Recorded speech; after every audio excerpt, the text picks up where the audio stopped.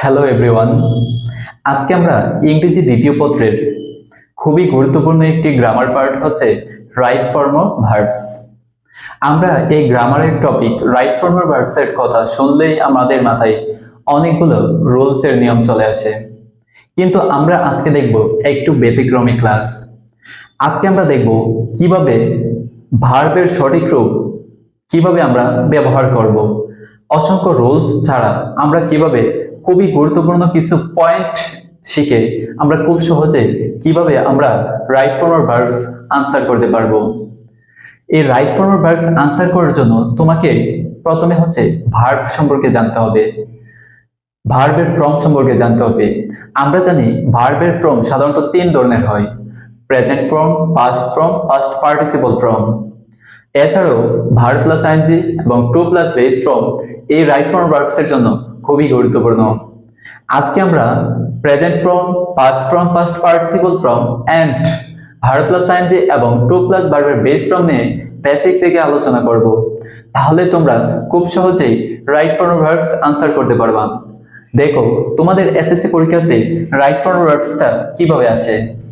একটা সেন্টেন্স, একটা প্যাসেজ দেওয়া থাকে, ওই প্যাসেজের উপরে একটা বক্সে কিছু ভার্ব দেওয়া থাকে, যে ভার্বগুলো দ্বারা তোমার এই প্যাসেজের গ্যাপগুলো ফিল আপ করতে হবে।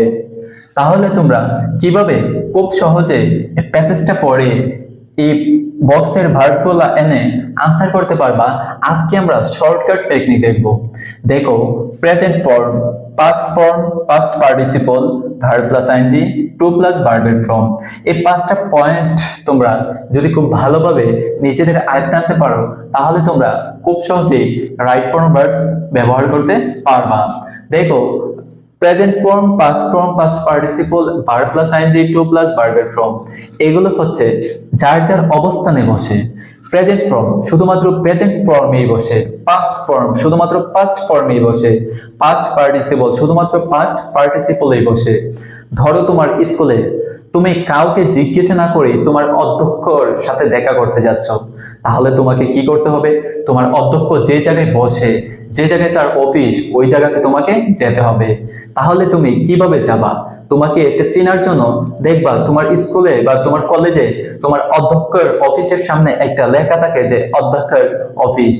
এটা দেখার জন্য তোমাকে কাউকে জিজ্ঞাসা করতে হবে না, খুব সহজেই তুমি তার চেয়ারে, তার অবস্থানে যে তার সাথে দেখা করতে পারবা।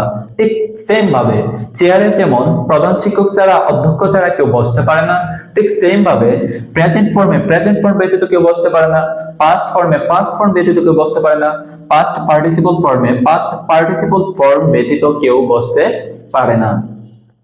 তোমাদের আমি আজকে দেখাবো এই পাঁচটা পয়েন্ট দ্বারা তোমরা কিভাবে খুব বেসিক থেকে right form of verbs answer করতে পারবা প্র্যাকটিস সহ। দেখো, প্রথমে আমরা দেখব টু প্লাস ভার্বের ফর্ম থাকলে, যখন শুরুতে আমাদের টু থাকবে, কোন সেন্টেন্স, কোন প্যাসেজের শুরুতে যখন টু থাকবে, টু এর পরে যখন গ্যাপ থাকবে, কি বলছি দেখো, টু এর পরে যখন গ্যাপ থাকবে তখন আমরা চোখ বন্ধ করে ওটাকে প্রেজেন্ট ফর্মে বসাবো। টু এর পরে যখন গ্যাপ থাকবে তখন আমরা কি বসাবো? প্রেজেন্ট ফর্মে বসাবো। তারপরে হচ্ছে আমাদের 4 নম্বর পয়েন্ট আছে হচ্ছে ভার্ব প্লাস আইএনজি।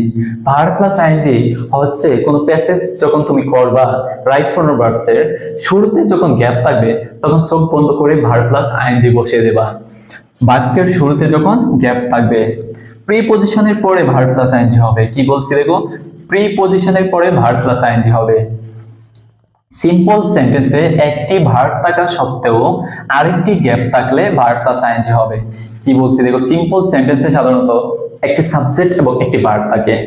এই একটি ভার্ব থাকা সত্ত্বেও যখন আরেকটি গ্যাপ থাকবে, ওই গ্যাপে তো একটা ভার্ব দরকার, তাহলে একটা সিম্পল সেন্টেন্সে একটা ভার্ব থাকা সত্ত্বেও আরেকটা যখন ভার্ব থাকবে, ওই ভার্বের সাথে ভার্ব প্লাস আইএনজি যোগ করতে হবে।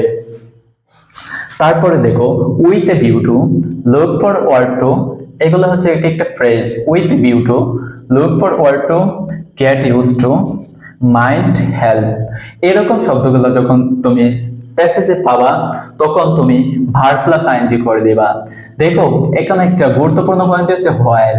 হোয়াইল এর পরে সাধারণত ভার্ব প্লাস আইএনজি হয়, তবে হোয়াইল এর পরে যখন সাবজেক্ট থাকবে, কি হোয়াইল এর পরে যখন সাবজেক্ট থাকবে, হোয়াইল এর পরে যখন সাবজেক্ট থাকবে তখন সাবজেক্ট প্লাস, হোয়াইল এর পরে যখন সাবজেক্ট থাকবে তখন সাবজেক্ট প্লাস ওয়াজ অথবা ওয়ার, ওয়াজ অথবা ওয়ার। হোয়াইল এর পরে যখন সাবজেক্ট থাকবে তখন সাবজেক্ট প্লাস ওয়াজ অথবা ওয়ার বসাবা, তারপরে ভার্ব প্লাস আইএনজি করে দিবা। এই হচ্ছে হোয়াইল এর পরে যখন সাবজেক্ট থাকবে, আর হোয়াইল এর পরে যখন ডিরেক্ট গ্যাপ থাকবে তখন ভার্ব প্লাস আইএনজি বসে দিবা। তারপর দেখো now and this drastically R gradually day by day ইত্যাদির পরে ভার্ব প্লাস আইএনজি বসাবো, ইত্যাদির পরে আমাদের ভার্ব প্লাস আইএনজি বসাবো। প্রেজেন্ট কন্টিনিউয়াস টেন্স করব, প্রেজেন্ট কন্টিনিউয়াস টেন্স করব, এখানে বি ভার্ব হিসাবে আমরা বসাবো, বি ভার্ব হিসাবে আমরা বসাবো am is R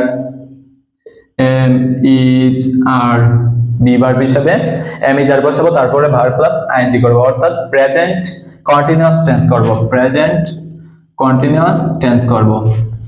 with a view to, look forward to get used to, mind help, এগুলোর পরে আমরা ভার্ব প্লাস আইএনজি বসাবো। কিন্তু হোয়াইল এর পরে ভার্ব প্লাস আইএনজি তো বসাবোই, যদি হোয়াইল এর পরে কোনো সাবজেক্ট থাকে, হোয়াইল এর পরে সাবজেক্ট থাকে তাহলে ওয়াজ অথবা ওয়ার বসাবো প্লাস ভার্ব প্লাস আইএনজি করব। এরপরে and this drastically, gradually and day by day, এই তিনটা ফ্রেজ থাকলে তখন আমরা ভি ভার্ব বসাবো, ভি ভার্ব বসাবো এম ইজ আর এর যে কোনো একটি প্লাস ভার্ব প্লাস আইএনজি করব। এই হচ্ছে আমাদের 4 নম্বর পয়েন্টের ভার্ব প্লাস আইএনজি দ্বারা আমরা কিভাবে রাইট ফর্ম ভার্বস করব। এখন আমরা দেখব পাস্ট পার্টিসিপল।